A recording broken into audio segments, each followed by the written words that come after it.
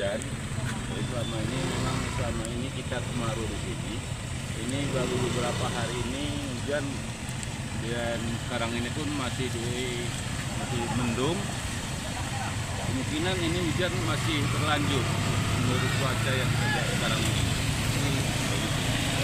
Untuk daerah ini memang sering terjadi banjir emang kalau musim penghujan.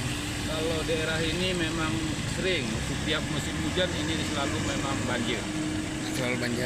Mungkin ada himbauannya kepada pengendara yang melintas. Ya, kita himbau kepada pemerintah mohon melewati jalan ini berhati-hati karena cuaca belum